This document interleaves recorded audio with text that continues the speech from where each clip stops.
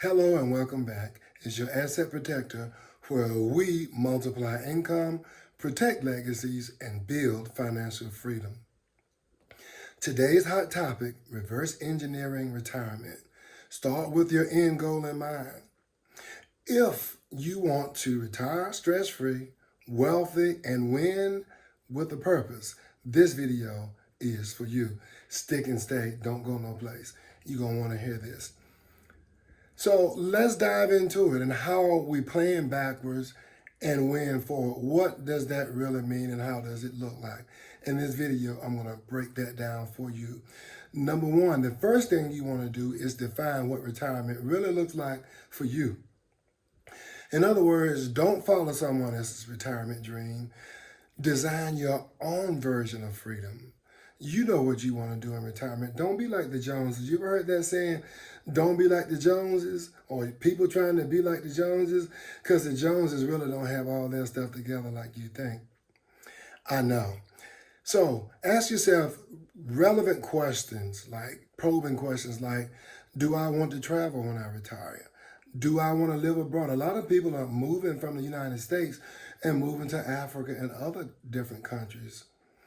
Do you want to travel or live abroad? Supporting your family. Do you have a child that's a sick child or special needs? Or maybe you may have parents that had you when they were young and now they're aging and you're going to be the one that's going to have to help support them. Or maybe you want to start a nonprofit or some other type of business. So think methodically and think specifically what you want to do. Tailor specific. The clearer your destination is, the better your financial GPS will work. You know how you get in your car and you put in the address in the GPS? When you put that correct address in there, if you just put the street, you're going to have a problem finding the house. But if you put the street, the house, the city, all of that in there, is going to be easier for you to get to your destination. And that's what we do, is we do all the heavy lifting to help you arrive at where you want to be in retirement. Know your retirement number. And knowing your retirement number is very important. So use a calculator, and we're talking about money now. Using a calculator. Remember back in the day, they didn't want you to use calculators. If you use a calculator in school, the teacher, especially you baby boomers, the teacher will come by and pop you on your hands or pop your knuckles.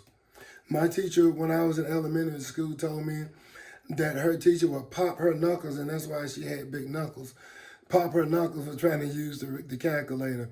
Well, we know in today's and modern times, if you're not using a calculator, you're not keeping up. So either use a calculator, not just either, but also talk to the pros. Use a calculator and you can check behind the pros, or you can keep up with the pros, but talk with the pro so that you can pinpoint your retirement income needs. In other words, include monthly expenses such as health care, inflation, and lifestyle choices. As you get older, you're going to have to think about things. You may have paid your home off, but now you have to pay for medication. You may need to have some medical equipment that is not covered in your current medical program or the medical program that you will have then. Don't guess. Clarity creates confidence in your plan. When you know where you're going, you know how you can get there, you can sit back, you know how you use the cruise control when you know what the speed limit is, and you can sit that bad boy on 55 and just cruise right on in there. And of course, 55 for some of us means 70, I get it, but at least you have it set. And you know that all you have to do now is to just navigate around certain obstacles like inflation, what amount of money you're making or not making, taxes and things of that nature, current cost of living, and so forth. Time frame plus timeline equals your map, your GPS to get there to your destination safely. You want to arrive to your destination with not only your goal in mind, but to be able to make sure that you're in the right vehicles to get you there safely. So now you have to decide when you want to retire, what age. Let's say you want to retire at 55 or 62 or 70 or whatever. This is going to affect your whole plan and strategy, okay? Break that down into milestones. how much you need to save by the time you're 35. Let's see, assuming you're 25 years old right now and you're saving in 10-year increments. How much money do I need to save by the time I'm 35, 45, 55, 60, 70, or what have you, whenever you're ready to start pulling that money out? Use the power of compound interest by starting early or decreasing your amount of contributions. What am I saying? The sooner you start saving, the easier it is to get there. If you're already 45, 55, 65, the higher that number goes, especially in 10-minute increments, then the more money you're going to need to be saving. And sometimes we're not making enough money to barely live, let alone playing catch up. So these are things you want to think about, especially if you're young, if you're fairly young. If you're 45, 50 years old, you're still young. If you're 65 years old, you're still not you're not still left out of the game, but you are indeed late to the party. So you know how when you're driving late for an appointment or running late for work or church or a meeting, then you know how you drive a little faster and you move with a little bit more purpose. This is the only thing we're saying, but we're just doing it with money. You want to choose the right retirement vehicles.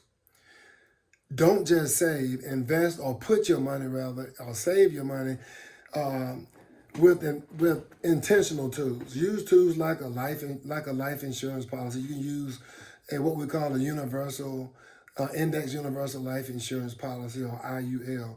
You can put your money into an annuity or a Roth IRA, and these are some things that's going to give you some tax benefits.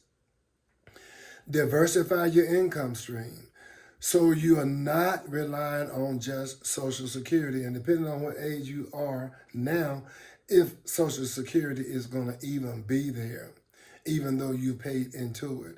With the decline of individuals working now, more people are relying on the government doing a lot of layoffs, the government doing a lot of shutdowns and closing down companies, and it's just hard for a lot of people to make ends meet.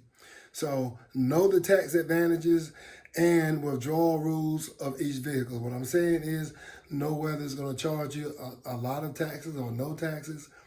Have a general idea of what those tax brackets are and know what the rules are when you're ready to actually take in distributions out of that policy or out of that particular vehicle that you're in. Build passive and protected income streams.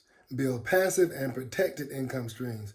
What are we saying here? Like I just talked about the IUL a minute ago. So you're putting stuff that's going to be passive, that's guaranteeing your income without the taxations. Secure guaranteed lifetime income with the right annuities or income producing product like a life insurance policy or a Roth IRA.